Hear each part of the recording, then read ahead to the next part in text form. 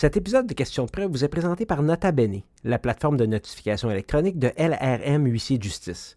Pourquoi notifier par courrier recommandé pour une quinzaine de dollars alors qu'avec Nota Bene, vous pouvez notifier par courriel de façon sécuritaire en conformité avec toutes les règles de notification. Rendez-vous sur lrmhuissier au pluriel.com, lrmhuissiers.com pour plus de détails. Question de preuve. Le bâtonnier sortant du barreau du Québec, Paul Mathieu Grondin. Du studio Léo Laporte, je suis Hugo Martin, avocat en pratique privée depuis une vingtaine d'années. Fondateur de Rivercast Media, plateforme qui héberge les balados, dont Question de preuve, un podcast d'actualité juridique. Nous allons discuter aujourd'hui du parcours du plus jeune bâtonnier d'histoire du Québec qui a promis une révolution douce au barreau, le rôle du bâtonnier du Québec, ainsi que l'accès à la justice et d'autres enjeux prioritaires de l'ordre professionnel des avocats. Mon invité aujourd'hui a étudié les sciences pures au campus Saint-Laurent du Cégep Champlain à Québec. Il a fait son baccalauréat en droit à l'Université de Sherbrooke et un juris docteur en common law de l'Université Queen's. Son barreau complété, il ouvre son cabinet à Montréal en 2008 où il exerce en droit du travail, litige civil et commercial et droit constitutionnel. En 2009, il est recruté comme avocat par la commission Oliphant, chargé de faire la lumière sur les relations entre l'ancien premier ministre Brian Mulroney et le marchand d'armes allemand Karl Schreiber, ce qui a ensuite mené à son embauche comme avocat pour la commission d'enquête Bastarache. En janvier 2014, il remporte le concours international de plaidoirie surréaliste organisé par la Conférence du Jeune Barreau de Bruxelles, dont le thème était « Ceci n'est pas un discours ». Il fut ensuite élu président du Jeune Barreau de Montréal en 2015. J'ai le plaisir d'accueillir Paul Mathieu Grondin, qui a été élu à l'âge de 33 ans, bâtonnier du Québec en 2017 et réélu pour un deuxième mandat de 2 ans en 2019. Avec l'élection toute récente de Catherine Claveau à titre de bâtonnière du Québec en 2021, j'ai cru bon de diffuser cet épisode avec le bâtonnier sortant, Paul Mathieu Grondin, afin de partager avec vous ses motivations pour devenir bâtonnier, le déroulement de son mandat et l'héritage qu'il veut laisser. Alors sans plus tarder, Monsieur le bâtonnier, bonjour. Salut Hugo. Ça va bien? Ça va bien toi? Merci d'être avec nous, de venir t'adresser aux membres du Barreau du Québec. C'est quand même une plateforme qui est un peu différente, mais au moins c'est démocratique, tout le monde va pouvoir t'entendre. Absolument, puis je suis content que vous fassiez ça. Bon, good, merci. L'histoire du Barreau du Québec, si on parle un petit peu de ça, fondé le 30 mai 1849 sous le nom du Barreau du Bas-Canada. Première femme admise à la profession en 1942, qui était Elisabeth Monk. Qu'est-ce que tu peux nous dire un petit peu? Est-ce que tu as une formation de l'histoire du barreau avant de rentrer ou un coup que tu es là? Ou? Écoute, pas avant de rentrer. Un coup que tu es là, tu es tout le temps face un peu à sur l'étage où on est. Là. Il y a une espèce de galerie des anciens bâtonniers. Puis je te dirais que c'est homme blanc pendant très, très, très, très longtemps. Puis ça a juste changé récemment. Donc, c'est un peu une leçon d'histoire visuelle, si tu veux, sur ce qui se passait au barreau puis ce qui se passait dans le temps.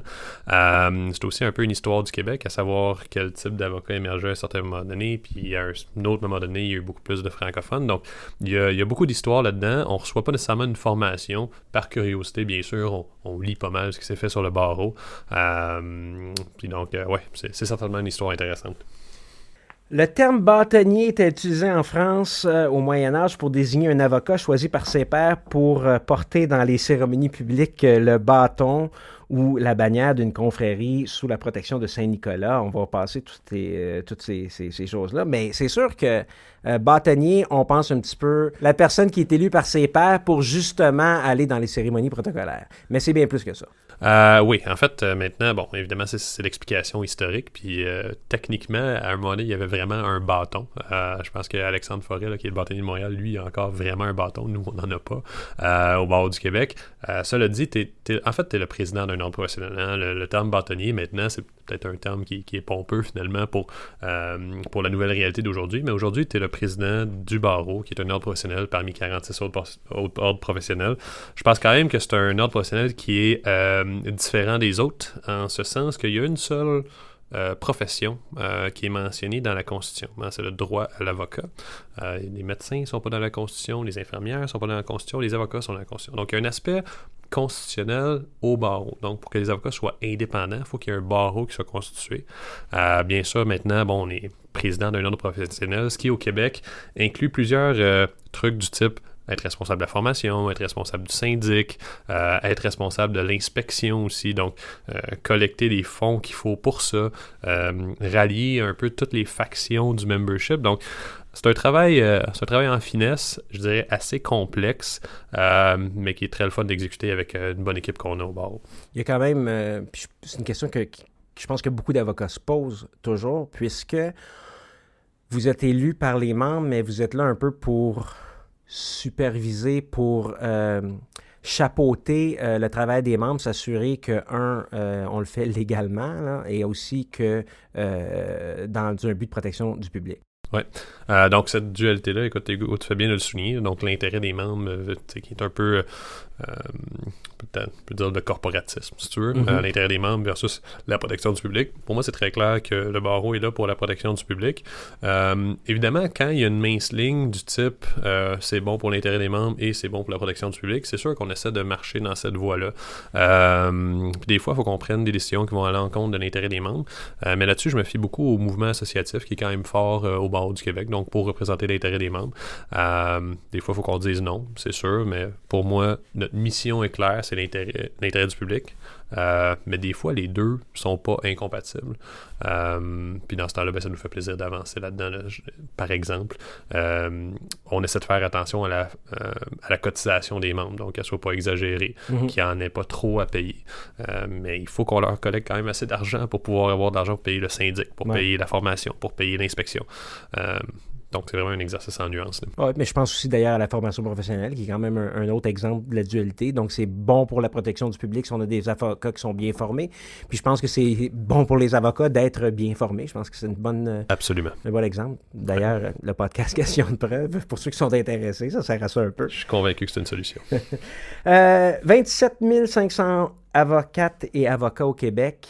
Est-ce qu'il y a un profil typique du membre? Oui. Écoute, excellente question. On a, premièrement, le membre typique n'est pas un membre, mais une membre. Donc, depuis 2014, il y a plus de femmes que d'hommes dans la profession. Dans les facultés de droit, il y en a certaines qui atteignent à peu près 70% d'étudiantes.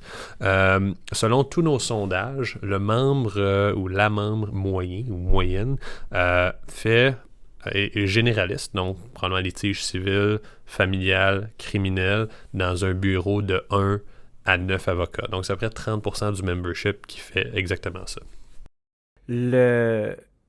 Si on va revenir un petit peu sur la santé des avocats, mais les statistiques que j'avais selon les enquêtes que le barreau fait, 55% des avocates et avocats travaillent plus de 40 heures semaine. Ouais. La plupart aussi travaillent seuls. 48% des avocats travaillent à leur compte, 19% en société et le tiers, 33% à titre de salarié. Ça a un impact quand même sur la façon qu'on gère un barreau? Bien sûr. Donc, je vous dirais souvent, il y a des bureaux qui sont autosuffisants, par exemple, en termes de formation. Okay? Mais quand on est un avocat solo, je pense que je pense que le barreau a une plus grande implication dans la formation, par exemple, des avocats solo. Donc, il faut qu'on s'assure qu'il y a une offre qui soit assez diversifiée pour toucher tout notre membership. Je vous dirais que, par exemple, les sociétés d'État ou les juristes de l'État, ou même dans les grands bureaux, qui sont à peu près 9% de notre membership, les grands bureaux, bien évidemment, eux ont une offre de formation plus complète, plus institutionnelle. Puis je pense que le barreau du Québec, il faut qu'on se concentre beaucoup sur les endroits où, même en région par exemple, où on peut offrir une formation qui est complémentaire, qui est nécessaire pour que tout le monde ait accès à presque la même formation. Et c'est ça, c'est notre rôle que tous les avocats soient formés, qu'il y ait un genre de tronc commun, là, si tu veux. L'âge de la population québécoise ne cesse d'augmenter. C'est la même chose pour le membership du barreau, où la proportion d'avocats âgés de 65 ans et plus continue d'augmenter chaque année. Et ces gens-là travaillent encore de plus longues heures et plus longtemps dans leur vie. C'est un enjeu aussi? Ben, c'est un enjeu dans le sens où je pense que l'âge moyen va être appelé à diminuer assez rapidement. Donc, quand ces gens-là quand ces avocats-là qui ont beaucoup d'expérience vont prendre leur retraite, donc ils la prennent à peu près 10 ans plus tard. C'est comme dans la société. Hein. Les gens qu'on pensait qu'ils prendraient leur retraite vers 60 ans finissent par la prendre vers 70 ans. C'est la même chose dans notre membership aussi. Mais il y a beaucoup, beaucoup, beaucoup d'étudiants qui rentrent par en dessous. Donc, évidemment... moi, je suis pas inquiet pour la moyenne d'âge des avocats. Elle va diminuer. Et puis, je suis confortable au chiffre où elle est en ce moment, bien sûr. Mais il y a beaucoup d'étudiants qui rentrent à l'école du barreau. C'est presque 1400 étudiants par année. Faut savoir que notre membership, en général, a doublé dans les 20 dernières années. Donc, je suis pas inquiet. Je suis pas inquiet à ce niveau-là. C'est un peu une tangente sur mon synopsis, mais le membership qui a doublé, est-ce que c'est en réponse à un besoin particulier? Je ne pense pas. Bon, l'école du barreau, il n'y a pas de filtre à l'école du barreau. Donc, dans le fond, ce que le barreau du Québec contrôle, c'est que si vous avez un diplôme en droit d'une université reconnue et que vous avez passé vos empreintes digitales, là, si vous voulez, au poste de police, nous, on est obligé de vous accepter au barreau. C'est correct, tant mieux, mais il y a de plus en plus d'étudiants dans les universités, ça c'est clair. OK. On a parlé un petit peu du rôle du bâtonnier tout à l'heure. On va y revenir un peu, mais on a le rôle du barreau. Sur le site web, j'ai rien inventé, sur le site web du barreau, surveille l'exercice de la profession, fait la promotion de la primauté du droit, valorise la profession, soutient les membres dans l'exercice du droit, défend l'intérêt public, intervention dans le débat législatif. J'aimerais ça qu'on parle un petit peu, là, faire la promotion de la primauté du droit, c'est-à-dire c'est un petit peu votre rôle constitutionnel que tu parlais tout à l'heure. Oui, bien en fait, je dirais c'est notre rôle sociétal. Tous les ordres professionnels ont ce qu'on appelle un rôle sociétal. Le barreau, c'est de donner cette mission-là, donc un peu de préserver l'état de droit, si tu veux, puis de faire des représentations en ce sens quand c'était le temps. Le barreau a toujours eu cette approche-là. C'est ce qui est la partie rôle sociétal de notre ordre professionnel à nous. OK. Quand on parle d'intervention dans le débat législatif, les notes que je m'étais mis, je dis, ça peut aussi ressembler à une intervention dans le débat public ou dans le débat social. Et je peux comprendre que si je te pose la question directement, est-ce que c'est le rôle du barreau, tu risques de me répondre oui, mais qui on représente quand vous intervenez dans le débat législatif qui est un peu social, public et politique? Oui, ça c'est une très bonne question qui m'est posée souvent aussi. À travers les époques, il y a eu des opinions divergentes là-dessus sur l'ampleur du rôle que le barreau devrait prendre. Quant à moi, je pense qu'on devrait quand même se concentrer beaucoup sur les aspects de la pratique. Donc, quand il y a un projet de loi qui arrive, l'impact sur la pratique devant les tribunaux, je pense que les avocats sont probablement les mieux placés pour pouvoir en parler d'une façon experte. Je veux pas, cela dit, que le barreau devienne un deuxième gouvernement. Il y a un gouvernement, les gens sont élus, ils peuvent prendre des décisions. Si le barreau voit qu'il y a quelque chose qui est peut-être clairement inconstitutionnel ou quelque chose comme ça, peut-être qu'il peut se permettre d'intervenir, mais je pense que dans notre cas, la mesure fait la force de notre argument à un certain moment donné. Je préfère nous concentrer sur nos priorités. Par exemple, aide juridique, justice dans le Nord, accès à la justice en général, plutôt que d'aller commenter l'ensemble des projets de loi, parce que notre phase de frappe, de toute façon, serait éparpillée là-dedans. Donc moi, je suis plutôt partisan d'un rôle ciblé du barreau où on fait attention dans nos interventions, plutôt que de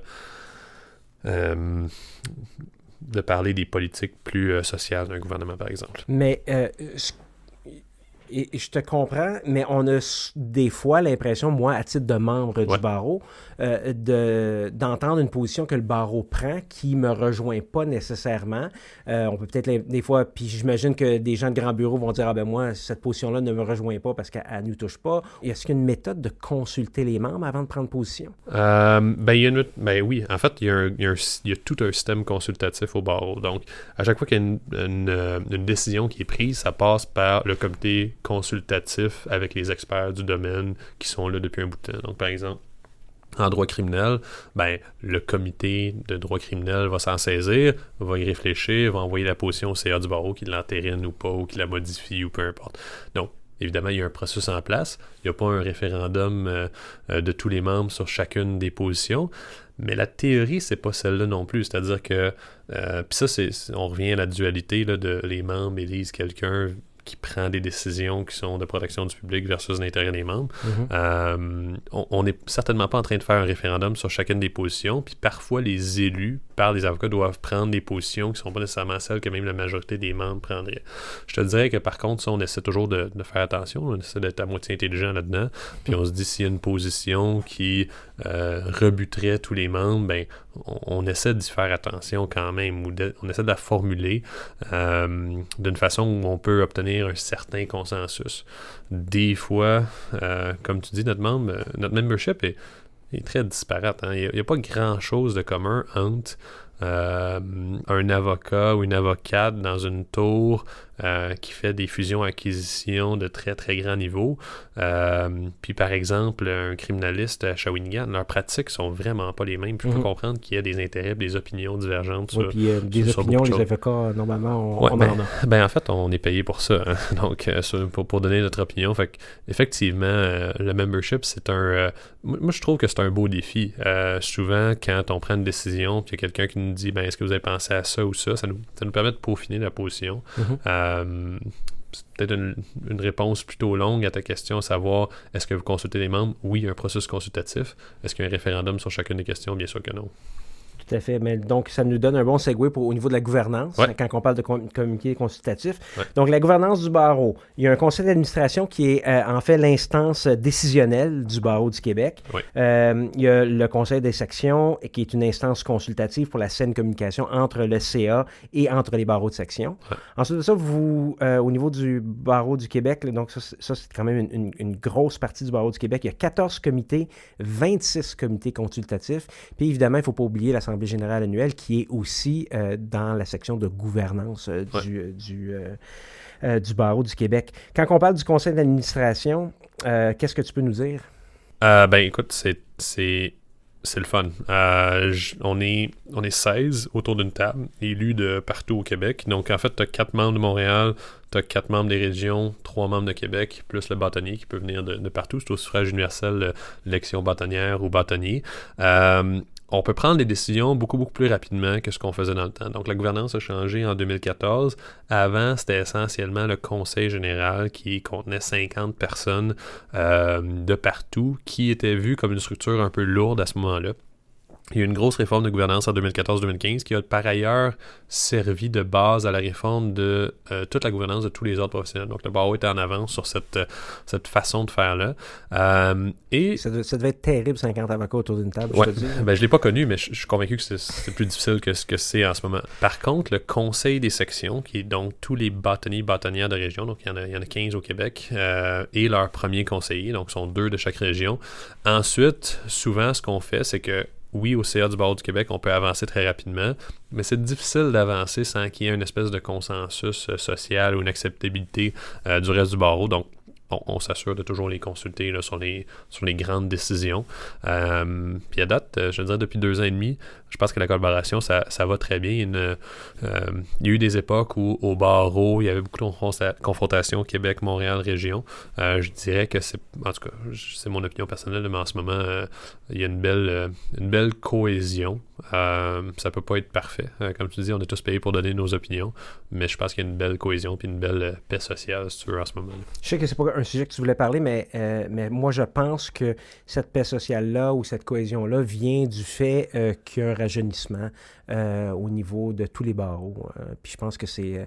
je parle pas de ton âge, je parle vraiment du rajeunissement dans l'intention, dans la façon de fonctionner. Je pense que le membership aussi est tout à fait conscient, puis je parle pour moi-même parce que je le vois un peu autour avec 22 ans de pratique, est conscient des enjeux d'accès à la justice, est conscient des enjeux des problèmes de santé mentaux, est conscient aussi de l'intégration de tous les membres. Et je pense que ça doit contribuer à peut-être une meilleure facilité décisionnelle. Je pense que tu as raison, Hugo. Sur l'aspect de jeunes, okay, c'est clair qu'il y a un mouvement, si tu veux, jeune en ce moment. Pour moi, c'est pas tant de dire qu'il y a une nouvelle génération qui entasse une autre ou même qui prend sa place.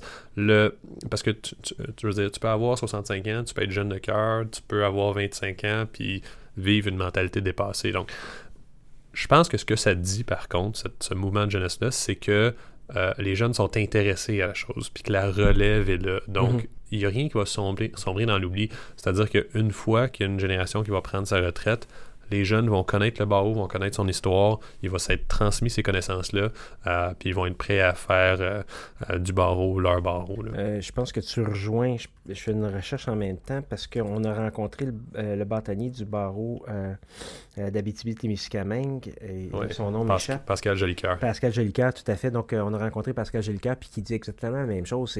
C'est pas au niveau de la jeunesse, mais du rajeunissement et d'une vague de renouveau, peut-être. Ouais. Puis tu sais, je te dirais ça au CA du barreau, puis n'importe... Puis ça, là, je pense que c'est assez fantastique, parce que au moment où on pense à instaurer les quotas de 35 ans au moins, ou dans les sociétés d'État, au barreau du Québec, sans quota, sans rien, en ce moment, sur 12 avocats, parce qu'il y a quand même 4 membres du public, là, mais sur les 12 avocats, t'en as 6 qui ont 35 ans au moins. Donc, puis ça s'est fait...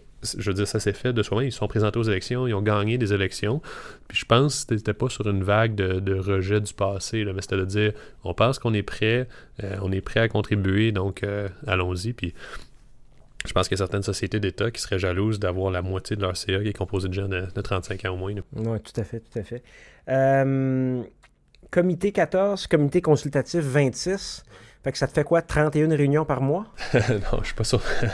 Non, il faudrait pas. Écoute, je ne siège pas sur tous les comités. Je parle de temps à autre à leur président. Les comités, il y a une liaison qui se fait avec la permanence du Barreau du Québec. Donc, il y a quelqu'un de permanent au Barreau du Québec qui siège sur chacun des comités et qui nous font des rapports mensuels au CA sur ce qui se passe dans les comités.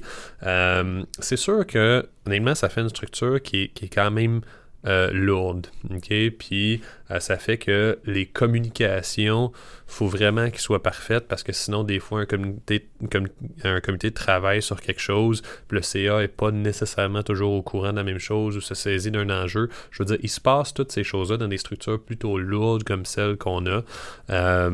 On est en train d'essayer d'améliorer cette communication-là, donc puis aussi de moderniser nos façons de faire ou nos réunions pour qu'ils soient un petit peu plus, dématérialisés. Puis on est dans ce processus-là, d'essayer de voir comment on peut améliorer cette structure-là, parce que je t'avoue que c'est quand même lourd, puis tout le monde essaie de bien y faire, mais à 31 comités, c'est impossible pour le Barreau du Québec de tirer dans 31 directions en même temps. Donc des fois, il faut qu'on fasse des choix dans notre temps d'antenne, il faut qu'on fasse des choix dans les dossiers qu'on veut faire avancer. Puis c'est tout le temps difficile dans un domaine comme le nôtre, par exemple, en matière d'accès à la justice, quand tu as un comité qui dit « nous, il faut absolument changer ceci », dans notre domaine, puis un autre qui dit qu'il faut absolument changer ceci dans notre domaine, puis les deux ont raison, mais on peut pas faire changer les deux en même temps. Puis là, il peut se passer une année complète avant qu'on revienne à un comité puis qu'on en fasse la priorité. Donc ça, sur le moral des troupes, dans les comités aviseurs, des fois, ça peut être difficile.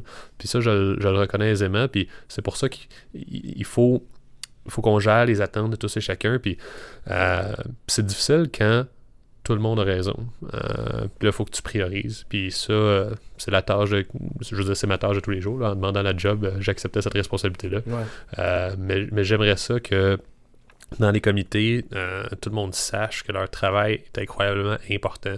Puis malheureusement, après ça, il faut qu'on fasse des choix dans notre temps d'antenne, dans ce qu'on veut changer, etc. Surtout que les 14 comités sont des comités qui sont, si tu me permets le mot, statutaires et plus en relation avec le barreau, la profession, l'accès à la profession, la déontologie, l'inspection professionnelle, la formation, l'indemnisation. L'accès à la profession, tout ça. Ouais. Exactement. Donc ça, c'est plus prioritaire, si on peut dire, qu'on rapport avec la profession elle-même. Je te dirais qu'eux autres sont souvent aussi décisionnels, c'est-à-dire qu'ils peuvent prendre des décisions qui n'ont pas nécessairement toujours à passer par le conseil d'administration. C'est vraiment des comités qui sont là de par la loi. Donc ça, c'est des comités vraiment là, qui sont dans ce qu'on dirait notre core business. Puis ensuite, c'est ça, tu as raison, tu as les comités consultatifs dans différents champs du droit. Il y en a 26 comités consultatifs. On peut parler d'à peu près tout ce que vous pouvez imaginer.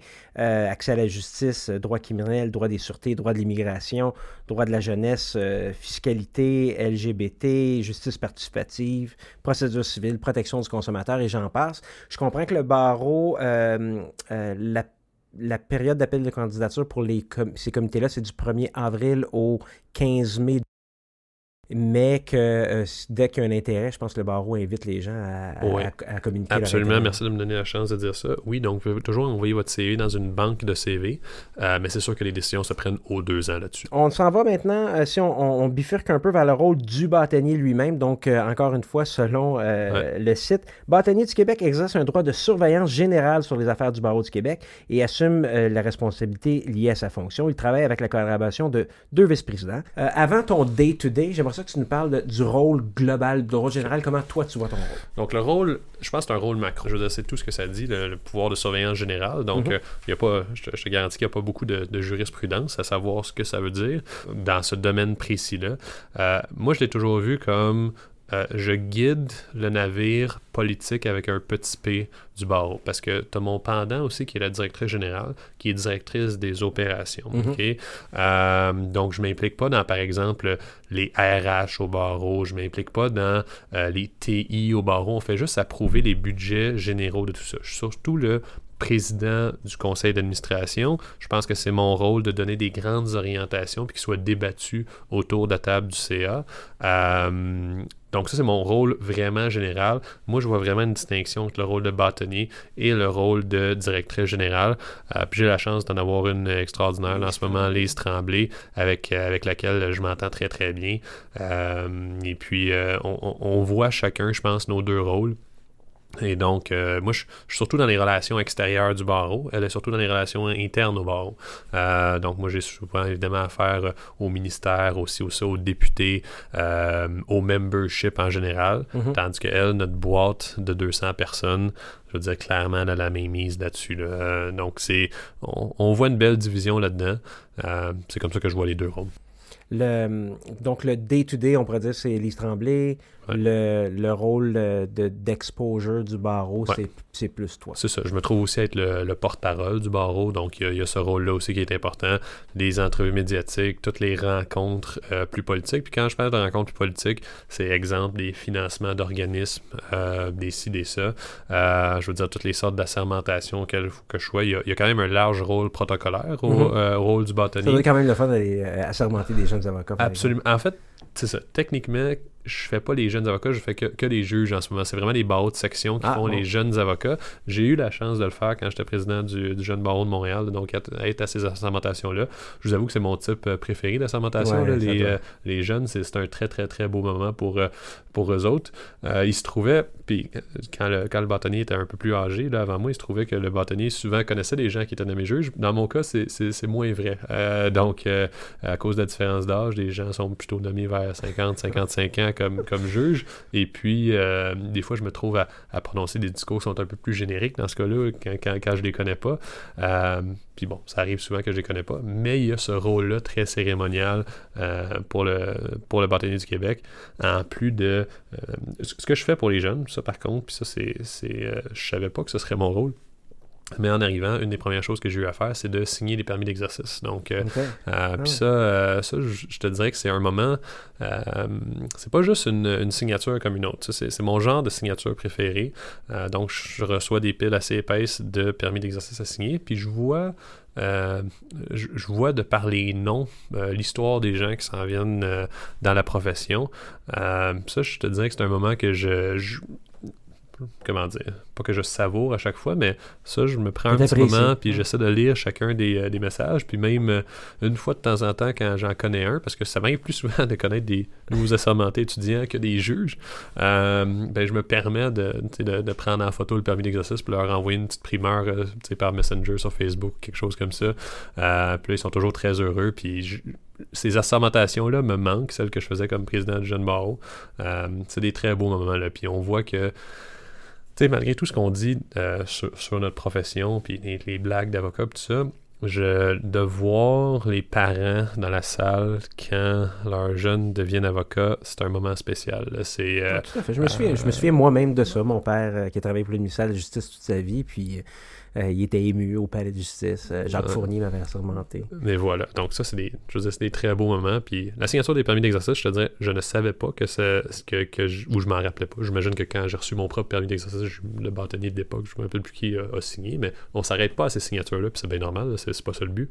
Mais quand tu le signes, tu te rends compte, c'est ça la signature qu'eux vont avoir, t'essaies de prendre le moment, puisque je le sais à quel point c'est important pour eux, leur assermentation, puis c'est normal, là, c'est l'aboutissement d'études qui sont pas faciles.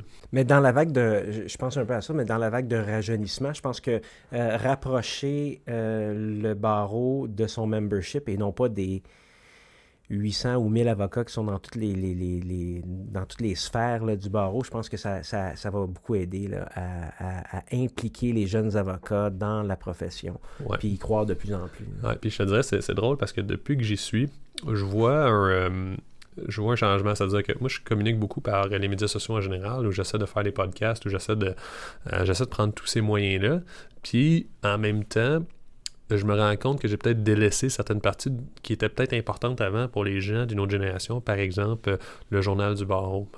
Donc, je me rends compte qu'il y a quand même un grand nombre de personnes qui prenaient leur information à partir du journal du barreau. Puis ça, en rentrant dans la boîte, moi, ça m'a permis de me rendre compte de ça, qu'il fallait que je communique de pas juste des nouvelles façons, mais aussi, si tu veux, des anciennes façons. Ça, je suis en train de m'efforcer d'être meilleur sur cet aspect-là, que je pensais qu'il était des façons de communiquer qui appartenaient à il y a quelques années. Mais non, il y a plusieurs façons qui sont encore d'actualité aujourd'hui puis qui rejoignent une clientèle différente qui n'était pas particulièrement la mienne au moment où je suis arrivé là. Je me souviens d'avoir déballé mon journal du barreau de son plastique. Ouais. Ça, moi, j'étais beaucoup en faveur de rendre le journal du barreau seulement numérique, pour des raisons du futur, des raisons d'environnement, tout ce que tu veux. Mais je pense qu'on l'a peut-être fait un petit peu trop vite, là. On aurait peut-être dû faire une transition un peu plus longue. Mais bon, c'est la vie, là. On est là où on est en ce moment. Là. De toute façon, tout le monde regarde Droit Inc. à tous les jours. Oui, bien effectivement, oui. Ça, c'est sûr.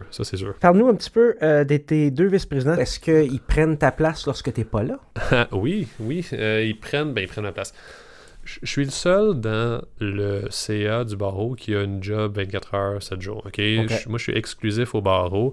J'ai bien sûr mon cabinet, mais pour lequel je ne suis pas en train de facturer les heures, je ne suis pas en train de prendre des dossiers, je ne suis pas en train de faire de la prospection.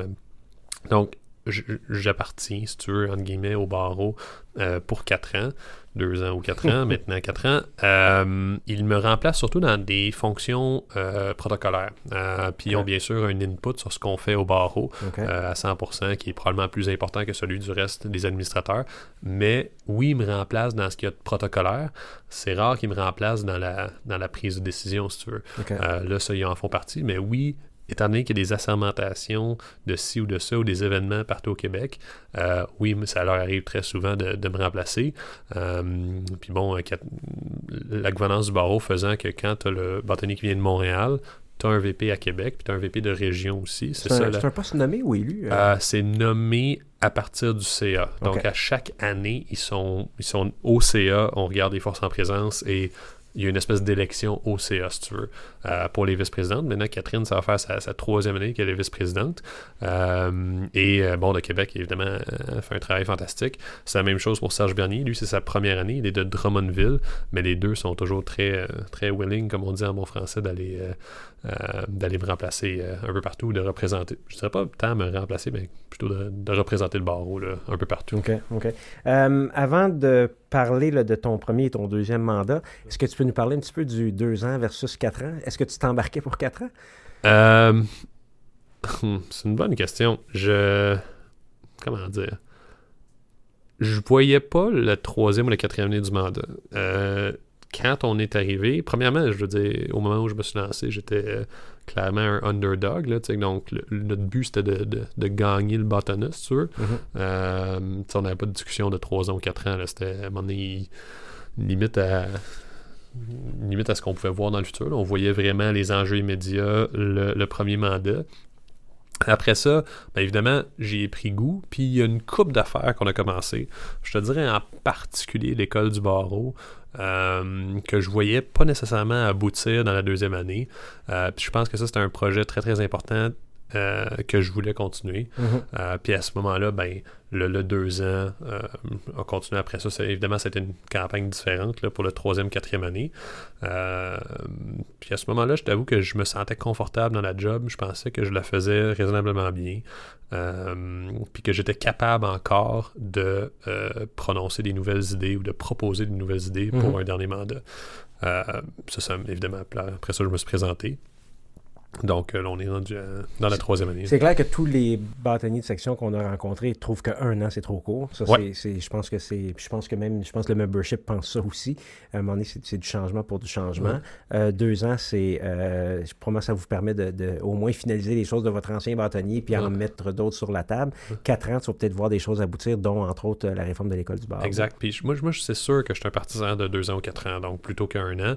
Un an, c'est parce qu'à un moment donné, si tu fais pas quelque chose dans le premier 6 mois, tu feras rien. Puis, faut savoir que dans tous les autres ordres professionnels, je te donne un exemple, par exemple, à la Chambre des notaires, tu as eu des présidents qui ont été là pendant 15 ans. 15 ans, c'est peut-être trop, on s'entend, mais 2 ans, 4 ans, c'est à peu près ce qui se fait de moins long en termes de présidence d'ordre professionnel. On est vraiment dans le bas de l'échelle en termes de durée, mais je pense que c'est une durée correcte. Moi, je ne rajouterais pas un autre mandat après ça. S'il y avait la possibilité d'un 3e mandat, je n'irais pas pour un 3e mandat. Après 4 ans, surtout dans une organisation comme le barreau, ça te prend quand même du sang neuf, ça te prend pour qu'on... Donc, je pense que c'est très important qu'après 4 ans, on passe à quelqu'un d'autre. Puis 4 ans, c'est une période parfaite, je trouve, pour faire des changements même en profondeur.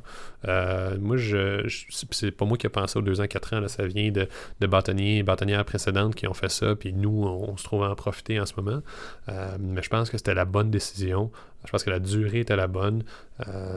Donc, c'est ça. Moi, je pourrais pas être plus positif par rapport à ça. Quand tu parlais des autres ordres professionnels, entre autres la Chambre des notaires, il y a des ordres professionnels où le DG est aussi président de l'ordre. Ça, c'est encore plus compliqué. Ça a changé récemment. Maintenant, il oblige à diviser, c'est une réforme toute récente, là, il oblige à diviser les deux. Effectivement, ça pouvait poser problème. L'ordre des opticiens avait ça, entre autres. Absolument. Même des plus gros ordres, mais au barreau du Québec, la question s'était jamais posée parce que ça a toujours été divisé. Mais c'est vrai que je pense que ça a probablement fait du bien à d'autres ordres professionnels aussi. Alors, si on revient à ton premier mandat, 2017, tu promettais une révolution douce, une révolution tranquille. Comment ça s'est passé? Comment ça se passe? Qu'est-ce que tu vois comme bilan de ton premier mandat? Écoute, je pense que côté transparence, les côtés salaires du bâtonnier, les grands enjeux qu'il y a eu pendant la campagne, je pense qu'on a fait un virage par rapport à ça. Je pense que l'aspect communicationnel est important aussi, d'arriver sur les médias sociaux puis de pouvoir déclarer des choses, d'avoir cet échange direct avec les gens. Sur tous ces enjeux-là, je pense qu'on a quand même fait le progrès qu'on voulait qu'on fasse. Donc ça, en tout cas, j'en tire un bilan, évidemment, je suis complètement biaisé, là, mais j'en tire un bilan positif de mon premier mandat. Puis là, en ce moment, on a encore des gros défis dans ce 2e mandat-là, puis j'espère pouvoir aider à les régler, que ce soit la question tarif d'aide juridique, par exemple, ou en fait, l'école du barreau, ça, je suis très content de la direction d'où ça va. Ça, je pense qu'on va pouvoir annoncer des choses à ce niveau-là bientôt. Mais ça, c'est vraiment un projet là, qui me tenait beaucoup à cœur, puis je pense qu'il va bien boucler la boucle pour moi. Puis après ça, il y aura d'autres gens qui vont avoir des idées meilleures que les miennes qui vont arriver et qui vont pouvoir prendre le relais. Dans ton premier mandat, des priorités, tu avais l'enjeu de l'accès à la justice là, qui revient toujours.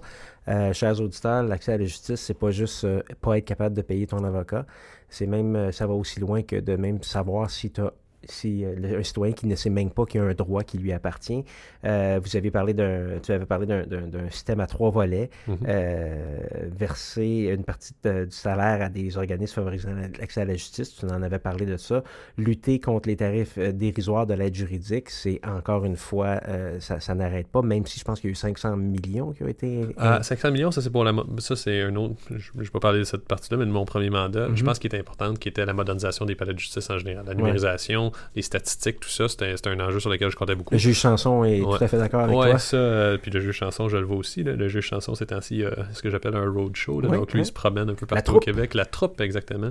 Et il montre c'est quoi un procès sans papier. Je pense qu'il nous faut ça absolument. Puis je pense que les 500 millions, la modernisation de la justice, qui est essentiellement la numérisation des greffes, des palais de justice, le dépôt électronique, tout ça, c'est absolument nécessaire. C'est certainement pas la réponse à toute la question d'accès à la justice, mais ça, effectivement, dans le premier mandat, nous, on avait dit on va faire tout ce qu'il faut pour lobbyer, pour mettre fin à ce que j'appelais les hangars à papier. Puis bon, on a obtenu l'investissement. Il manque la concrétisation de tout ça qui est vraiment... C'est difficile. Honnêtement, c'est difficile à exécuter. Mais pour ça, je rends le crédit à la ministre de la Justice actuelle qui exécute un plan qui a été proposé par sa prédécesseur. Donc, on est vraiment dans ces discussions-là en ce moment, mais au moins l'argent est là. Mais c'est difficile à comprendre. Vous savez, Paul-Mathieu Grondin, quand on regarde le dossier de la numérisation, si on regarde nos propres bureaux, on numérise de plus en plus, on numérise en PDF, puis c'est pas mal réglé. Okay? Ouais. On peut le mettre dans un serveur sécuritaire, puis on vient de régler le problème. C'est difficile de notre côté de comprendre comment ça se fait que de l'autre côté, il n'y a pas un déclic dans un automatisme qui va dire, OK, on envoie tout en PDF, puis on vient de régler le problème. Oui. C'est difficile, je te dirais, pour moi aussi, à comprendre. Par contre, avec tous les enjeux auxquels le gouvernement a fait face en termes de sécurité, de changement de culture à l'interne, je veux dire, ce discours-là de on change tout, on numérise tout, date quand même de 2015, 2016, 2017. OK? Ça aurait dû être fait beaucoup avant. Au moins, on est dedans à ce moment-là, mais c'est sûr que le gouvernement, c'est une très, très, très grosse machine. Donc, l'appel d'offres, à quoi il ressemble, à qui il va, est-ce que c'est une compagnie d'ici, est-ce que c'est des grosses compagnies internationales? Tous ces enjeux-là sont... c'est spécial. Il faut aussi savoir que dans nos palais de justice, ils sont pas tous équipés des systèmes qu'il faut, donc des télés qu'il faut. Puis, quand vous allez dans le palais de justice, le système informatique est clairement pas à la fine pointe de la technologie non plus. Donc, c'est de l'investissement matériel. Dans certains cas, c'est des reconstructions. Il y a honnêtement, beaucoup de défis. Je me souviens dans mon bureau privé aussi, on est passé à tout numérique, mais ça demeurait un serveur central, puis bon, c'est un bureau relativement jeune. Tandis qu'ici, on parle de palais de justice qu'il faut qu'il se parle partout en province, du papier partout depuis tout le temps, un système de classement depuis tout le temps. C'est pas impossible, il faut absolument le faire. Mais c'est sûr qu'ils ont des défis, des enjeux, par exemple, de ressources humaines, des conventions collectives, qu'un bureau privé n'aurait peut-être pas. La distinction est importante et est évidente. Mais juste pour que ce soit clair, moi aussi, je suis impatient, comme tout le monde. Je suis optimiste que ça va se passer. Au moins, l'argent est là, ce qui est, je pense, un des morceaux très difficiles. Il n'y a jamais eu d'investissement de 500 millions en justice dans l'histoire du Québec. Après ça, dans l'exécution, on est dans beaucoup de rencontres, dans beaucoup de comités, dans beaucoup de besoins. C'est pas un processus particulièrement facile. Les gros investissements comme ça en justice, ça se fait jamais. On pense souvent parce que dans la psychologie du citoyen, mettre de l'argent en justice, c'est mettre de l'argent pour les avocats, puis les avocats sont déjà assez aisés. On dirait que ça ressemble un peu toujours à ça. On veut pas investir en justice. En tout cas, moi, il y a tout le temps un enjeu qui est politique, évidemment, parce qu'on dirait que ça rapporte pas.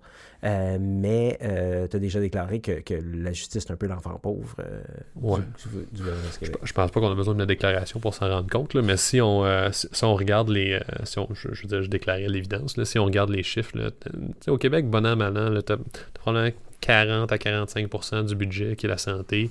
T'as 26% qui est l'éducation, puis la justice, t'étais à 1,3, 1,5 dans les bonnes années. Faut aussi prendre en considération que quand tu marches un peu partout, quand tu regardes les soucis des gens, le système de santé, là, tout le monde l'a fréquenté d'une façon... On commence notre vie, là, on s'entend dans le système de santé. Puis après ça, on le fréquente une fois de temps en temps. Puis bon, quand on vieillit, des fois, on le fréquente un peu plus. Le système d'éducation, on le fréquente tout le temps. Je veux dire, on commence dans le système d'éducation, à un moment donné, on en sort, des fois, on y retourne. Donc, tout le monde a une opinion forte du système de santé, tout le monde a une opinion forte du système d'éducation, puis souvent, cette opinion-là est éclairée par l'expérience personnelle. Le système de justice, c'est pas vrai autant. Le système de justice, des fois, il y a des gens qui ne fréquentent jamais le système de justice dans toute leur vie. Il y a des gens qui rentrent rapidement pour une expérience qui est pas plaisante, par exemple un divorce ou un pépin criminel ou pénal. Ensuite, ils en sortent rapidement. Donc, c'est vraiment un truc de communauté juridique de pousser pour ces changements-là. Ouais. Ça m'étonnerait qu'il y ait une manifestation spontanée de la population dans les rues pour un meilleur système de justice, pour toutes ces raisons-là qui me semblent assez évidentes. Donc, bon an, mal an, le barreau, les organismes, tout le monde, les juges en chef, essaient de faire leur part pour l'accès à la justice. C'est jamais assez, mais je pense que plus que dans tout autre domaine, ça retombe sur les épaules d'une communauté de faire ça. En santé puis en éducation, c'est évident que ces sujets-là sont des sujets d'élection, de politique à chaque fois, juste par la grosseur du budget. Puis malheureusement, c'est un peu normal. Il y a des problèmes très importants dans notre système de justice, mais en même temps, on a certains acquis du type l'indépendance de la magistrature ou la qualité de la magistrature qui fait que souvent, on passe à côté des enjeux d'accès à la justice et de financement qui sont fondamentaux. Mais quand on parlait de priorité tantôt, je me souviens pas d'avoir vu un gouvernement faire une priorité. De notre point de vue, c'est très malheureux. Mais si tu regardes d'un point de vue macro-sociétal, il y a une explication à ça. Il n'y a pas de surprise dans tout ça. Je t'en prie, vas-y, James Patrick. Tu avais déjà parlé que le système de justice, c'est un système à 3 volets. Ouais. Tu clarifies ce que tu veux dire par Oui, là? donc un système vraiment je me disais à 3 vitesses. Là, on disait que la santé, c'est à 2 vitesses. Moi, je dis que la santé, la justice, c'est à 3 vitesses. Donc, vraiment, chez les gens qui ont très peu de moyens, t'as l'aide juridique. Okay? L'aide juridique, que ce soit permanent ou privé, c'est des avocats qui ont une grande expérience, qui voient un grand volume, c'est des très bons avocats, avocates bien sûr, et qui prennent en charge cette tranche de la population. Donc ce service-là, théoriquement, leur est assuré. Bien sûr, on est dans une phase de négociation, mais si tu veux, la théorie de la chose, c'est que l'aide juridique est là pour les gens qui n'ont pas de moyens. Ensuite, les gens qui ont beaucoup de moyens, je veux dire, il faut être honnête, ils peuvent se payer des débats judiciaires de très long, de très haut niveau, qui monopolisent une partie de l'attention des juges. Ils peuvent faire appel, ils peuvent monter en haut, ils peuvent redescendre en bas sur des questions de procédure.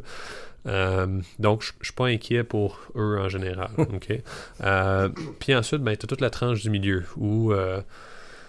écoute, si tu as un problème, par exemple, de vices cachés dans ta maison de, je sais pas, 15 000, 20 000 $, c'est très difficile à ce montant-là d'expliquer à quelqu'un que il va avoir un procès qui va lui coûter quelque chose de raisonnable.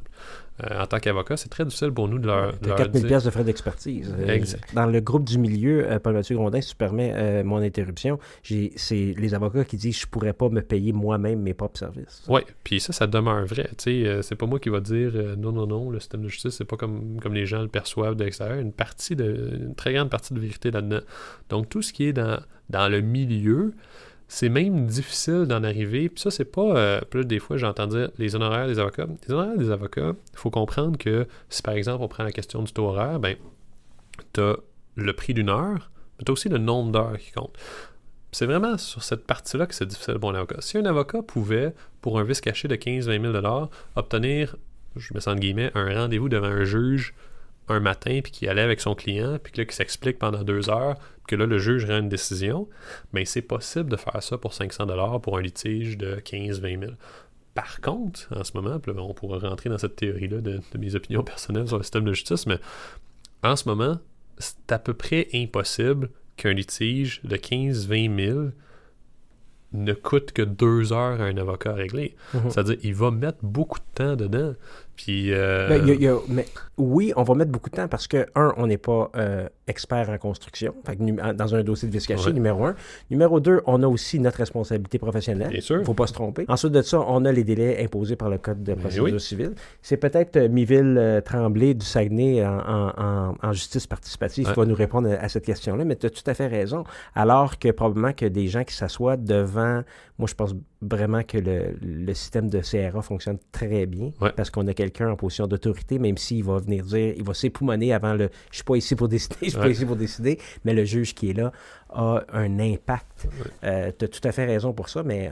même tes CRA, là, ça va te prendre plus que 2 heures de ton temps à te rendre là. Tu sais, je veux dire, il faut que tu étudies le dossier, il faut que tu fasses ci, il faut que... Donc, ça, c'est ça qui rend les créances ou les litiges avec des sommes, je mets ça entre guillemets, normales, difficiles à gérer. Encore une fois, les gens vont dire, bon, un avocat, lui, il me coûte 200$ de l'heure. Ouais, mais 200$ pour 1 heure, c'est probablement gérable s'il y a un enjeu qui vaut la peine. Le problème, c'est quand que ça prend un nombre démesuré d'heures, puis pas par la faute de l'avocat, par la faute du système, pour se rendre à une résolution, ben là, c'est sûr que ça devient plus difficile. Moi, je suis convaincu que c'est là où il faut s'attaquer, en tout cas dans le processus judiciaire, parce que l'accès à la justice, c'est plus large un peu. Mais dans le processus judiciaire, moi, je suis convaincu que plus on rapproche le début de la cause de la décision, plus il va y avoir un accès à un jugement rapide, puis que cet accès à un jugement rapide va coûter moins cher. Donc, par exemple, au lieu d'avoir un client qui paie par exemple 5 000 $, s'il y en a 10 qui payent 500, je pense que c'est ça l'idéal. C'est-à-dire que c'est là où il faut qu'on, par plusieurs moyens, je pense qu'il faut encore une réforme de la procédure civile, mais c'est là où la technologie, tous les éléments d'intelligence artificielle peuvent nous aider à faire une grande partie du travail puis à laisser l'avocat se concentrer sur la partie qu'il faut, c'est-à-dire la stratégie, la représentation devant le tribunal, par exemple. Je suis convaincu qu'on s'en va dans cette direction-là, mais pour dire dans quelle direction on s'en va, il faut qu'on nomme ce problème-là. Puis ça, c'est une longue réponse à ta question là, sur les... question complexe. Ouais, sur les 3 vitesses de notre système. Je pense qu'il faut travailler sur celle du milieu, c'est sûr. Mais il y a plein de réponses à ça. Encore une fois, je suis optimiste quant au futur, mais en ce moment, le problème, c'est le temps qu'il faut passer dans le système pour arriver à une décision sur quelque chose qui, parfois, est relativement simple. C'est-à-dire qu'on met beaucoup d'emphase aussi sur beaucoup de détails dans la profession plus qu'avant. Moi, je suis prêt à une justice moins parfaite sur les détails, puis un peu plus efficace. Je suis pas certain que ça nous prend des requêtes ou des demandes maintenant, des demandes de sans allégués pour un type de litige du vice caché dont je te parlais tantôt. Puis je pense pas non plus que ça nous prend un jugement de 20 pages pour répondre à cette question-là. Mais ça, bon, ça devient une discussion continuelle qu'on a. C'est ça. C'est vraiment, je pense que c'est ça le nœud du problème de notre système. Puis que ça va nous prendre à terme un exercice sérieux de réforme encore une fois là-dessus. Là. Comment on dit ça? Ta gestuelle... disons que tu bénéficies du fait que ce soit un podcast, on voit moins ta déception de cette façon-là. Mais je comprends qu'elle est notée au procès-verbal. Oui. On va prendre une petite pause. Au retour de la pause, avec le bâtonnier du Québec, Paul Mathieu Grondin, nous allons parler du mandat en cours. J'aimerais ça qu'on ait une discussion sur la santé mentale des juristes spécifiquement, du futur de la profession et des défis à relever. Absolument.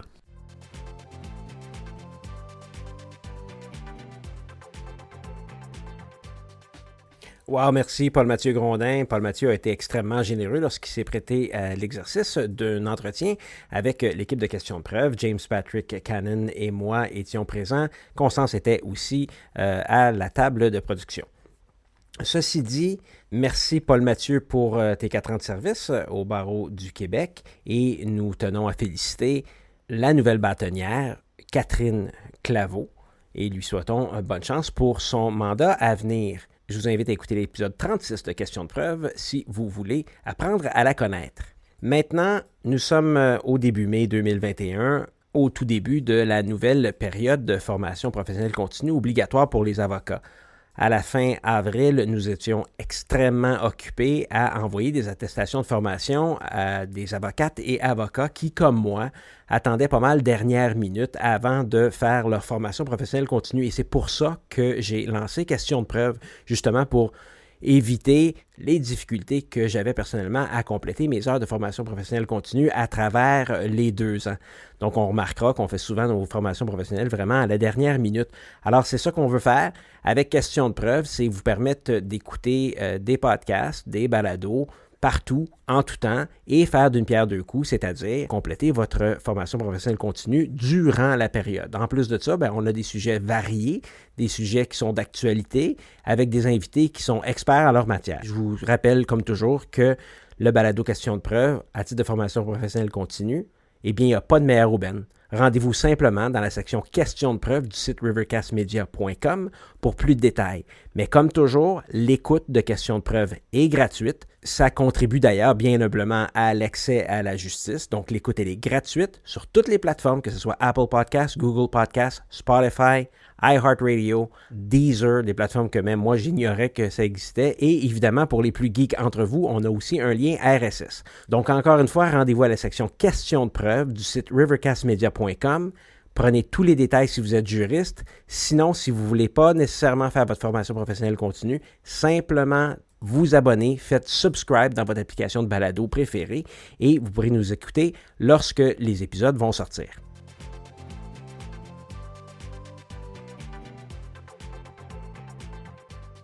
Nous sommes de retour avec le bâtonnier du Québec, Paul Mathieu Grondin.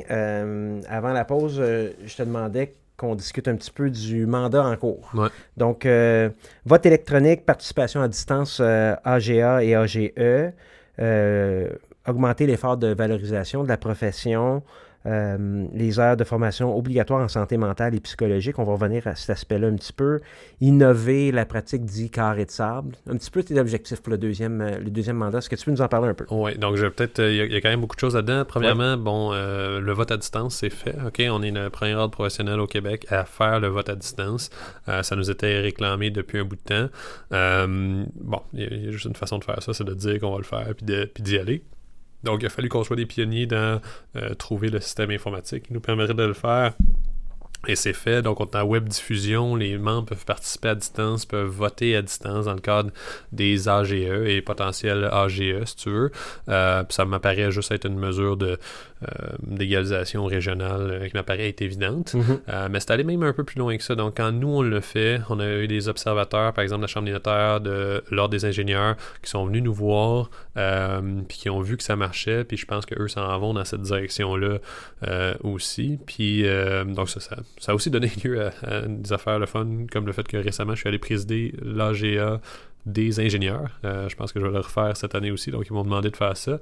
Mais pour le reste, écoute, côté santé mentale, justice dans le Nord, aide juridique, école du barreau, carré de sable. Peut-être carré de sable, je peux en parler parce que c'est le fun. Donc, ce qu'on veut, puis là, c'est vraiment d'ouvrir le jeu un peu au legal tech dans notre domaine. Il y a beaucoup d'obligations réglementaires en droit et qui peuvent être un frein, par exemple, au développement des legal tech. Ce qu'on veut faire, la théorie du carré de sable, c'est l'AMF qui a beaucoup popularisé ça en matière de fintech. Mm-hmm. Donc, eux, on dit...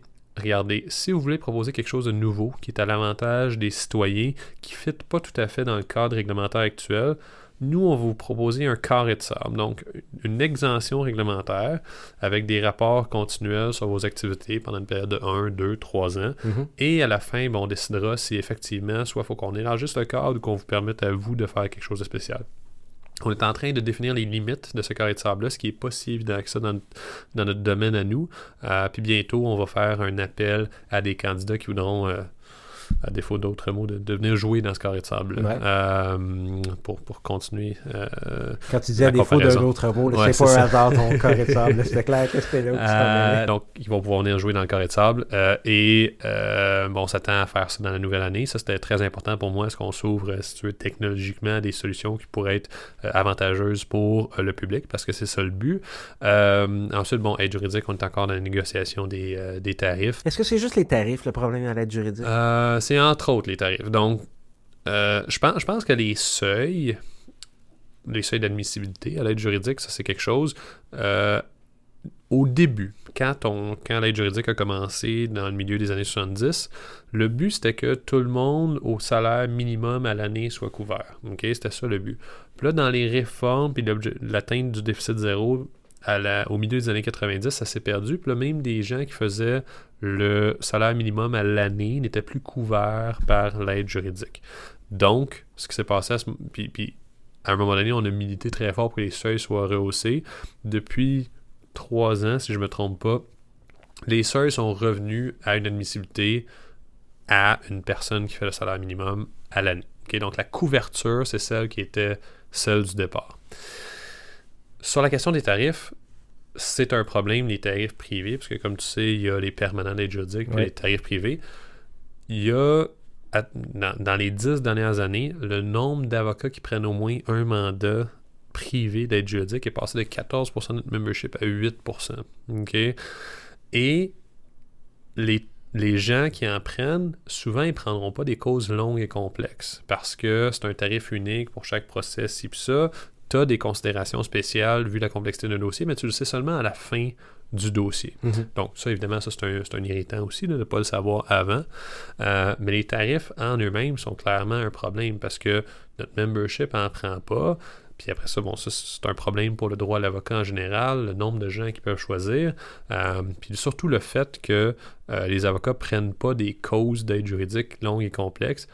C'est un vrai problème d'accès à la justice. Donc, les gens n'ont pas le conseil qu'il faut pour naviguer dans le système. Donc, c'est un des problèmes, c'est sûr et certain. Les tarifs, je veux dire, je pense... En fait, tout le monde s'entend là-dessus. Je n'ai pas entendu personne dire que les tarifs d'aide juridique étaient bien corrects où ils sont en ce moment. Là. Puis au contraire, je pense même que tous les partis politiques reconnaissent qu'il y a un problème. Puis après ça, il y a la question de savoir c'est quoi un rattrapage, ça ressemble à quoi. Mais ça, c'est les tarifs à l'aide juridique, c'est un problème. Cela dit, du côté, par exemple, permanent, je pense que dans l'ensemble, on a un système d'aide juridique que s'il était financé comme du monde, aurait du bon sens. Là. OK. Mais on va continuer à en parler pendant quelques années encore. J'espère qu'on n'arrêtera jamais d'en parler. Mais j'espère qu'on va faire au moins un bon pas en avant prochainement. Clinique juridique étudiante, tu vas régler le problème d'un seul coup si la réforme de l'école du barreau fonctionne? Écoute, je peux pas encore en dire trop là-dessus. Parce que, on a voté des orientations, puis on est en train de travailler très, très fort sur la question de l'école du barreau. Mais à savoir si les étudiants peuvent aider en matière d'accès à la justice, la réponse est 100% oui. C'est une question aussi qu'ils puissent être assurés, qu'il y ait une supervision qui soit adéquate, mais en général, sur le principe de certains étudiants qui peuvent aider à l'accès à la justice, c'est sûr que c'est oui. Il y a des questions plus techniques qui se posent, puis on espère aller de l'avant avec un projet important de réforme de l'école du barreau qui va pouvoir aider à l'accès à la justice très prochainement. Tu avais un projet de créer un conseil de section jeunes? C'est fait. Donc, ça, je suis content de l'annoncer. Je pense que les jeunes barreaux sont des institutions incroyablement dynamiques là, en 2019 et depuis, je dirais, probablement une dizaine d'années déjà, ont pris une autre coche. Il y en a certains qui existaient depuis très longtemps. Il y en a certains qui se sont beaucoup professionnalisés. Mais je pense que c'est ça qui, si tu me permets, Paul-Mathieu Grondin, c'est ça qui ressort. Les jeunes barreaux sont rendus plus professionnels. C'est moins, à défaut je dis tout le temps ça, mais c'est moins une affaire de cocktail puis de party de Noël que c'est que des gens qui sont des jeunes barreaux qui s'impliquent dans le juridique et dans la sphère politique et sociale. Ouais, je leur souhaite encore quand même un peu de fun une fois de temps en temps, mais tu sais, effectivement, leur implication, je pense, est devenue comme on dit, plus professionnel. Puis là, le conseil des sections jeunes, c'est reconnaître un état de fait où on essaie de leur donner le plus de documentation possible. Puis clairement, ils sont prêts plus rapidement qu'avant à assumer des responsabilités très importantes. Donc, pourquoi est-ce qu'on leur donne pas accès à une plus grande documentation? Pourquoi est-ce qu'on n'a pas un forum d'échange plus concret avec eux? Et donc, même si on ne l'a pas annoncé dans les faits, je vais peut-être le faire prochainement, on a déjà tenu au moins 2 rencontres de ce que j'appelle le conseil des sections jeunes. En tout cas, je pense qu'ils sont contents de ça. Puis moi, je suis content d'avoir leur input aussi parce que à un moment donné, je m'identifiais beaucoup aux jeunes barreaux. Puis c'est fou comment en 3 ans, tu perds le lien plus direct, plus privilégié avec les jeunes membres. C'est pas, je veux dire, je fréquente plus ces événements-là. C'est fou comment la profession nous fait vieillir. Absolument. Donc, quand ils me parlent, je veux dire, j'apprends des choses tout le temps. Là, puis c'est très utile comme forum. Dans ton deuxième mandat, tu parlais aussi de réforme procédure pénale et criminelle. Ouais. Tu parles un civiliste, finalement, un code commercial. Ouais. C'est un besoin, c'est un enjeu? Pour moi, ça l'est personnellement. Honnêtement, pour ça, contrairement à pas mal tout ce qu'on vient de mentionner, je suis pas certain que je vais réussir à pousser ça dans mon deuxième mandat. Okay? C'est un des enjeux sur lesquels j'aurais aimé mettre un doigt. Je pense pas que les forces sont en présence pour l'instant pour repasser à une deuxième réforme du code de procédure. Je pense qu'il y a des mesures plus musclées à apporter à un certain moment donné. Je veux dire, je suis quand même assez réaliste politiquement, mais pour moi, puis personnellement, puis ça, je veux être certain de le dire le plus en possible, je pense encore qu'il y a trop d'étapes entre l'institution d'une demande et un procès. On le sait que la plupart des causes, premièrement, les chiffres varient dans 93 et 97% des causes qui se règlent. Puis, la vaste majorité de cela se règle la veille ou la semaine avant le procès. Puis évidemment, on a le temps de faire tout plein de choses avant ce temps-là. Si le procès venait plus vite, les règlements arriveraient plus vite. Je pense aussi. Je veux dire, les palais de justice sont quand même remplis de beaucoup de transcriptions, d'interrogatoires qui ont peut-être jamais servi. Moi, je suis d'accord avec tout le monde qui dit que les interrogatoires préalables, ça sert dans certains domaines, même ça sert à forcer des règlements, ça sert à avoir des nouveaux éléments de preuve. Mais je veux dire, je pense qu'il faudrait regarder l'efficacité de tout ça aussi. Là. Mais en procédure pénale, il y a beaucoup de tables rondes en ce moment. Je dirais que le barreau a fait une grande avancée qu'on n'a pas beaucoup publicisée parce que on n'est pas rendu à... on veut encore que ça se perfectionne, cet outil-là, mais depuis 2 ans, puis je ne sais pas si c'est une première même dans le monde, là, mais ce qui s'est passé, c'est qu'on a fait un colloque commun couronne défense. Okay? Donc, les avocats de la défense sont là, les avocats de la couronne sont là, puis moi qui suis aussi là, un avocat de droit du travail, plutôt civil, puis avec des éléments constitutionnels, je connaissais mal ce domaine-là. Et puis bon, t'entends certains avocats de défense dire quelque chose, t'entends des procureurs de la couronne dire autre chose. Puis là, donc il y a 2 ans, on a commencé ça à Drummondville. Donc, on essaie de le faire en région, ce colloque-là. Ça a attiré 200 avocats. Oui, absolument. La moitié des procureurs de la couronne, la moitié de la défense, puis même le plus haut leadership des deux côtés était présent aussi. Ça a été une façon de démystifier beaucoup de choses. On s'attend à ce que ce colloque-là dure dans le temps, qu'il soit organisé aux 2 ans. Et donc, en eux-mêmes, je pense qu'il y a des propositions concrètes qui vont sortir de ça. Je pense qu'on peut s'améliorer beaucoup aussi en procédure pénale. Puis pour nous, c'est ça le véhicule, c'est que tous les gens qui y participent soient dans un même endroit. Puis ça, je suis pas habituellement un partisan des exercices où tout le monde s'assoit puis tout le monde parle. Des fois, il faut prendre des décisions, je pense, mais celui-là m'apparaissait particulièrement à propos. Oui, tout à fait. Dans un cadre un peu différent au niveau de la pratique, le juge Wagner nous en a parlé de la Cour suprême du Canada. Le juge Gascon a fait tomber beaucoup de tabous sur le sujet de la santé mentale des juristes. De plus en plus, c'est un sujet qui interpelle les avocats, le nombre d'heures qu'on travaille, la conciliation travail-famille qui est de plus en plus difficile et la pression sur la pratique. Qu'est-ce que tu peux nous en parler et qu'est-ce que le barreau du Québec fait ou est à l'affût, ou est-ce qu'il est à l'affût de ce problème-là? Donc, pour être clair, en ce moment, la question du bien-être psychologique de nos membres, c'est notre priorité numéro 1. Il y a 1 an, on a demandé un rapport sur la question, donc un sondage, on a eu beaucoup de réponses. Et si tu veux, la statistique la plus marquante, dans un certain sens la plus troublante aussi, c'est que 43% des avocats ressentent une détresse psychologique qui varie d'élevée à légère. Okay, donc, pour nous, c'est beaucoup. Je voyais, puis même ce matin, le matin du podcast, il y a un sondage similaire qui est sorti des études à l'université où la proportion est de 53%. Cela dit, je veux dire, on a clairement un problème dont il faut parler. Et il s'est passé plusieurs choses depuis qu'on a eu ce rapport-là. Premièrement, c'est devenu clairement de nos priorités. On en parle à chaque conseil d'administration.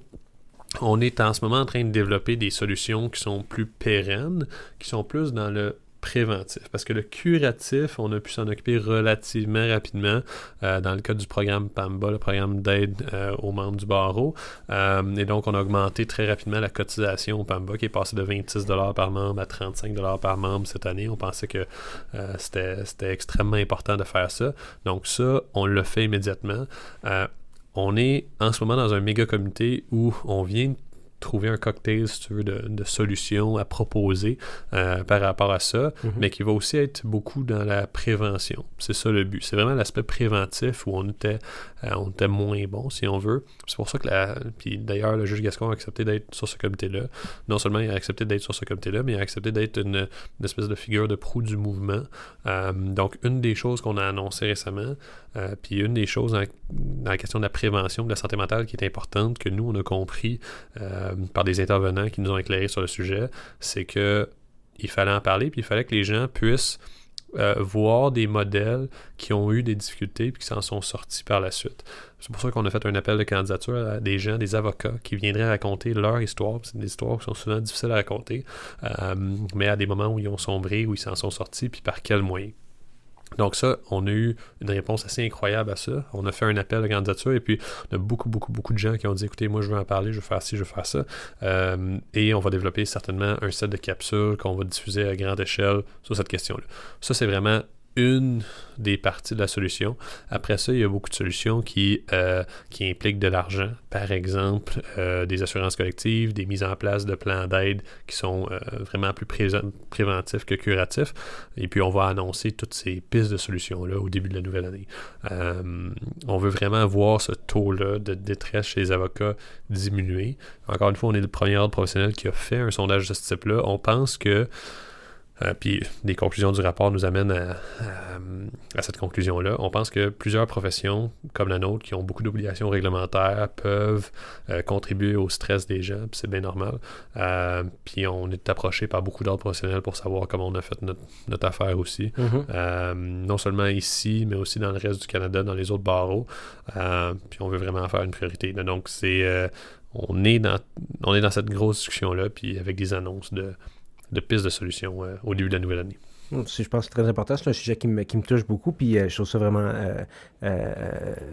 important que le barreau soit proactif 100%. là-dessus. On va parler deux petits sujets qui nous restent. Les défis à relever futurs de la profession. Peut-être, écoute, je vois que tu es quand même quelqu'un de très positif, la façon que tu nous parlais tout à l'heure. Il y a plein de choses que tu nous as avancées qui étaient extrêmement positives. Peut-être qu'on devrait parler des défis à relever, puis tu pourrais nous parler un petit peu de ta vision du futur de la profession.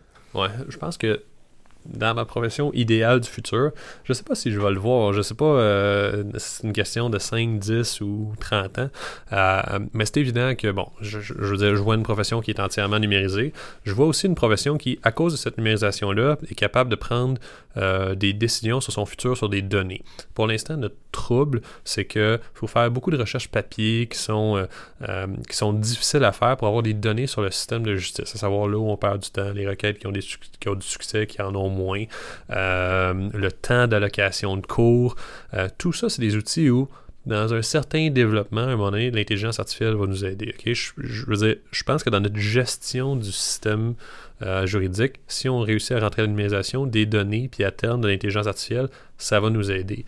Idéalement aussi, je verrais les avocats pouvoir desservir beaucoup plus de clients à moins de frais, puis se concentrer sur ce qu'ils font le mieux, c'est-à-dire vraiment la gestion d'un dossier, la stratégie d'un dossier, ainsi que les représentations en cours ou en médiation, ou le conseil d'affaires, par exemple.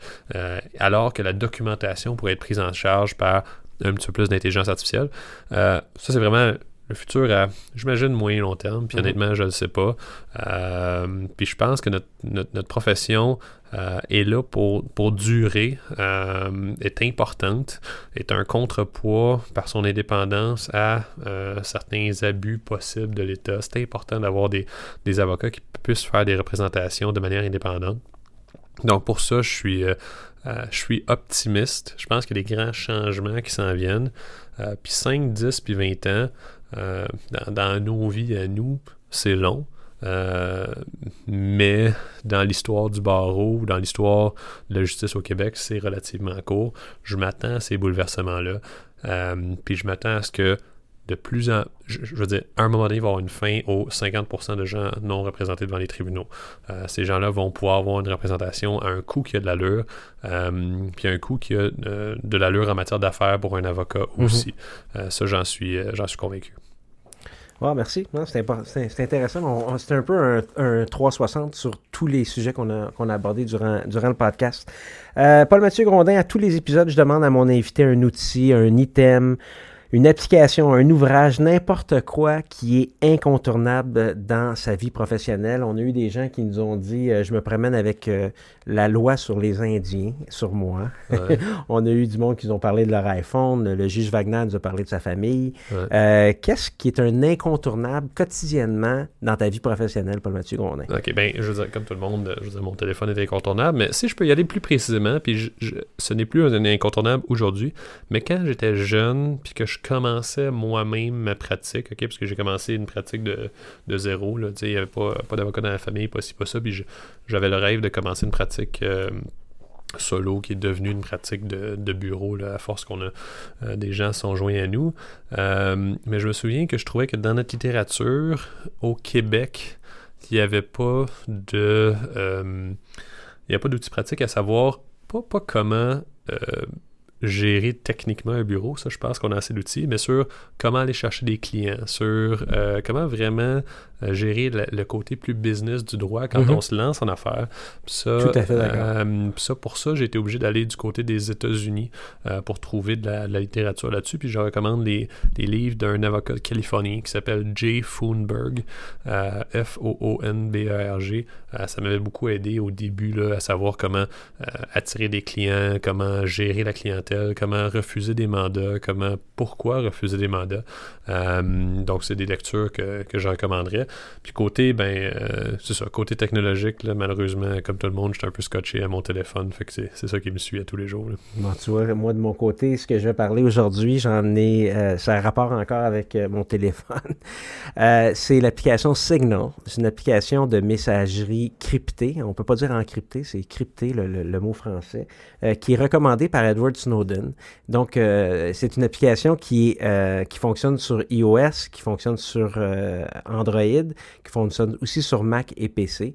Et ce qui est intéressant, c'est qu'on a des obligations à titre de membre du barreau d'avoir des communications qui sont un peu secrètes là, entre nous et nos clients. Et l'application Signal permet deux choses. Permet premièrement d'avoir justement crypté sur un téléphone derrière un système d'encryption de grade militaire qu'ils disent. Là. Mais ça nous permet... Mais c'est une application, juste pour pas que personne n'ait peur, c'est une application messagerie normale. Donc, tu ouvres ton téléphone, l'application fonctionne. Mais ça, si jamais ton téléphone est à off et quelqu'un essaie de rentrer dans ton téléphone, il ne pourra pas déchiffrer ces textos-là. Au-delà de ça, on a un compteur dessus. Donc, le compteur peut dire à toutes les 30 minutes, tu effaces la communication avec Paul-Mathieu Grondin, à toutes les 10 secondes, à toutes les 30 secondes. Donc, vous pourrez l'utiliser comme vous voudrez pour faire disparaître ce que vous voudrez sur l'application de messagerie. Mais c'est une application de messagerie qui n'a pas été craquée encore, qui a eu un audit privé sur le niveau d'encryption. Et l'audit privé a dit oui, cette application-là fait bien ce qu'elle nous dit qu'elle fait. Donc, chers avocats, moi, je suggère d'avoir Signal. C'est une application si vous avez un Android, elle peut remplacer votre application de messagerie. Donc, c'est du SMS ordinaire avec quelqu'un qui n'a pas Signal, mais c'est un SMS crypté si quelqu'un a Signal. Et si vous avez iOS, iOS ne permet pas de remplacer iMessage, mais vous permet de rajouter cette application-là. Donc, moi, quand j'ai des clients qui aiment beaucoup, moi, je préfère le téléphone, mais quand un client préfère communiquer avec moi par texto, je lui demande d'installer Signal et c'est la façon que je vais communiquer avec les clients à partir de ce moment-là. Normalement, quand quelqu'un fait le switch, il reste sur Signal parce que tu as quand même un genre de confort avec l'application. Donc, tu dis que c'est un peu plus sécuritaire que Snapchat, c'est ça? c'est un peu plus sécuritaire que Snapchat. Si Edward Snowden l'utilise et tu l'utilises encore, ça doit être assez bon pour... C'est bon pour lui, ça doit être bon pour nous. Projet à venir, Paul-Mathieu Grondin, conférences, apparitions, des choses qui s'en viennent, qui sont importantes que tu veux partager avec les membres du barreau. Oui, donc j'en ai plusieurs, mais je te dirais que mes apparitions, mes conférences, les plus le fun, c'est vraiment toujours avec les étudiants. Là. Donc, la Fédération des regroupements étudiants, donc des associations étudiantes en droit des différentes universités. Toujours beaucoup de fun avec eux. C'est vraiment mon auditoire, puis mon, en mauvais français, sounding board préféré de loin. On peut rejoindre le Barreau du Québec sur tous les réseaux sociaux. Paul-Mathieu Grondin, je suis sur LinkedIn aussi. Oui. Donc, les liens seront sur les notes de l'épisode. Alors, merci beaucoup pour ta générosité et ton temps, Paul-Mathieu Grondin. Puis merci beaucoup à toi, Hugo, pour faire ce que tu fais. Puis je veux dire, je pense clairement que les podcasts, c'est certainement une voie de l'avenir dans notre partout, mais dans notre profession surtout. Puis j'encourage tout le monde dans cette voie-là. Merci beaucoup, on y croit en tout cas. Je vous remercie de votre attention. Le mot-clé pour cet épisode est Foonberg. Il sera nécessaire pour obtenir votre attestation de formation continue dans la section questions de preuves du site rivercastmedia.com. Je suis ouvert à vos commentaires, suggestions et idées. Contactez-moi pour venir discuter de sujets qui vous concernent, qui vous tiennent à cœur et qui font avancer la pratique du droit. Les détails sont disponibles sur le site rivercastmedia.com. Quant à moi, je suis @HRMartin sur Twitter. Abonnez-vous à Questions de preuve sur Apple Podcasts, Google Podcasts, Spotify ou n'importe quelle application de balado. Évaluez-nous sur Apple Podcasts. Restez à l'écoute des prochains épisodes, nous allons accueillir d'autres invités de marque. Idée originale, animation, réalisation et montage, Hugo Martin. La musique et les clips audio sont de René Gagnon. À l'équipement audio, Sergio Travaglione de Musique Red One. À la recherche et à la réalisation, James Patrick Cannon. À la gestion, au marketing et à la direction générale, Constance Saint-Pierre. Ce podcast est une production de Rivercast Media SA et rappelez-vous, tout est question de preuve.